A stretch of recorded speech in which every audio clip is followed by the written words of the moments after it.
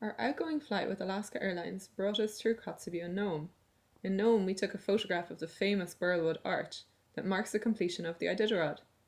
From Nome, we transferred to a small Bering Air plane for our final destination, Savoonga.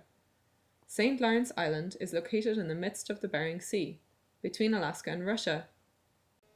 The inhabitants of St. Lawrence Island are Siberian Yupik and are the last speakers of their language in the US. The total Siberian Yupik population in Alaska is about 1,100, and of that number, about 1,050 speak the language. Of a population of about 900 Siberian Yupik people in Siberia, there are about 300 speakers, although no Siberian children learn it as their first language. Flying over the Bering Sea, we had the incredible opportunity of seeing huge sheets of ice breaking up, announcing the arrival of summer and warmer temperatures. Our first impression of St. Lawrence Island was amazement due to its incredible isolation and serene beauty. The entire island is covered with a deep blanket of snow that stretches over what will soon become beach and reaches far into the distance.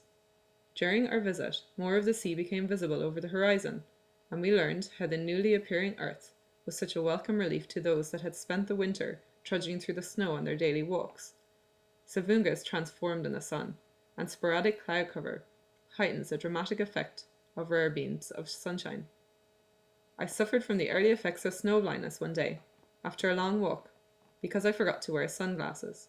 My eyes stung and watered involuntarily, and I experienced unusual flashes of light across my path of vision. I was informed that I was lucky not to get snow blindness, a supposedly excruciating experience that lasts for days. As we flew into Savoonga, we were informed that the third bowhead whale of the season had just been caught. The villagers were so excited, and during our stay many of the male students were absent from school for what was deemed a more important activity of chopping and processing whale meat and skin and blubber, known as muktuk, in order to provide meat for the whole village. Whaling occurs on the south side of the island, which takes 1.5 hours to 2 hours on snow machine, followed by a mile-long walk. Unfortunately, we didn't have the opportunity to travel to the south side, and we were surprised to hear that the vast majority of teachers who have taught for up to 11 years in Savoonga have not had this opportunity either. The 3 bowhead whales caught by the villagers were from 34 to 40 feet. A quota of 51 bowhead whales, classified as an endangered species, can be taken each year by 9 whaling communities, including St. Lawrence Island, Little Diomede, and other communities along the northern Alaskan coast. Whaling is still of huge importance to the indigenous people. Traditional ways are highly valued by the community. One Yupik lady observed that although her parents weren't highly educated in English, they were very educated in traditional ways. Umiaks were traditionally used to hunt for whales. I was shocked by the diminutive size of these boats, considering that they are used to hunt huge bowheads. Although the residents of Gamble still use these boats, they are no longer used by the residents of Savoonga, and they now sit on the beachfront, and children use them for climbing frames. The boats currently used are known as lunds, and are also shockingly small, considering the treacherous Bering Sea and the risk-taking involved in hunting whales. Subsistence is a way of life in Savoonga. Locals frequently hunt for seals and walrus, and one of the rare signs in Savoonga celebrates the village's title of the walrus capital of the world. Carving walrus ivy into ornate figurines is a favorite pastime for local artists, and a valuable source of income. These artists also carve baleen from the bowhead whale, whalebone, and fossil ivory dug up from the beaches during the summer. Ice fishing is a popular occupation in the village. Locals drive out to a suitable location on snow machine, manually dig large trenches and holes in the ice, and fish for hours for what only can be described as tiny fish. A certain amount of polar bears can be taken for subsistence each year, despite the fact that polar bears are now deemed an endangered species. During our visit, a polar bear hide was hanging just outside the village. One day, during a walk, we recognized the paw prints of an Arctic fox and saw one in the distance. We decided not to let anyone know that we had seen the fox, in case we saw his hide hanging up the following day. The Siberian Yupik people of Savoonga are incredibly friendly and welcoming. The students in the school were immediately responsive and curious about where we lived and why we were visiting Savoonga. Classroom observations were such a great experience. Making curriculum relevant and using real-life examples takes on a whole new meaning in Savoonga.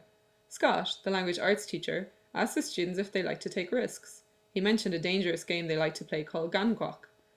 The game involves jumping from one chunk of ice to the next, and certainly involves risk. If you miss, you drown. In a science class, some elementary students brave freezing temperatures and a gusting wind in order to measure the outside temperature with their thermometers. Discipline problems seemed minimal in the school. The students are generally quiet and on task. Falling asleep on desks, the challenges posed by English as a second language, and truancy for subsistence activities such as whaling seem to be the biggest problems facing the school. Tardies are also a problem, as students appear to operate on a different time schedule than the school. Many students wander into class when it suits them, and I met some of them for the first time on Friday, after 4 days of absence. Seemingly, some of the males believe that going to school can damage their reputation as brave hunters, and therefore attendance rates, especially for males, are frighteningly low. Subsistence fishing, whaling, and hunting are prioritized over an institutional education. These skills are the practical and necessary counterparts to a school-based education on an island where subsistence is heavily relied upon as a means of survival and as a valuable food source. The students explained how they have two names each. Their grandparents picked their Yupik name, that is related to nature or their temperament. A selection of their names mean shell, little beach, iceberg, and pulling. Their parents usually choose English names, as they are required to have an English name for their state IDs. In elementary school, the students are called by their Yupik names. By the time they reach high school, most students are called by their English names, but are known locally by their Yupik names. There are only around 27 last names in the village. In a small village with a population of 832, many of the villages are related, and almost all of the students identify each other as siblings or cousins. A dowry system still exists in the village. Some marriages are arranged by parents, and often after marriage, a husband will work for a few years for his wife's family to work off her dowry. One teacher's aide lamented the fact that the students are losing their language, despite the fact that Siberian Yupik is a language spoken in the home. The influence of Western culture is very apparent in clothing and music tastes, and the use of English in school.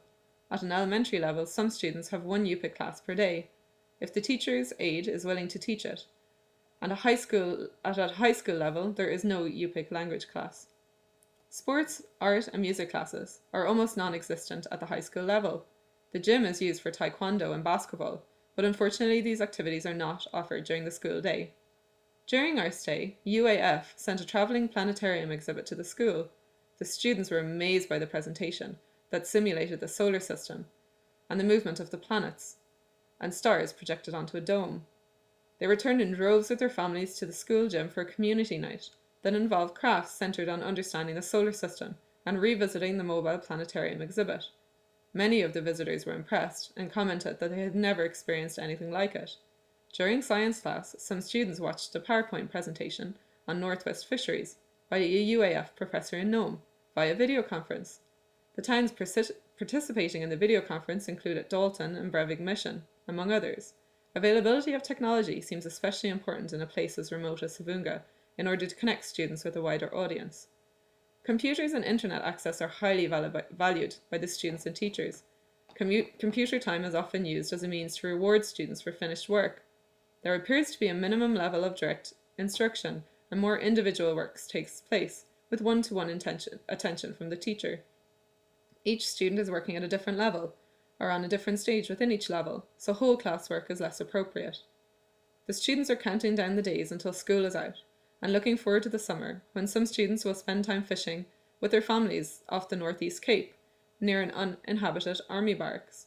The majority of students will go to the temporary camp at Southside with their families, where they enjoy eating reindeer and seal meat, fresh fish, birds, and searching for muir eggs. We were reluctant to leave Savoonga and will never forget the experience. We were delighted to have had the opportunity to visit such an incredibly beautiful place. Meeting the friendly and welcoming Siberian Yupik people was the highlight of our trip.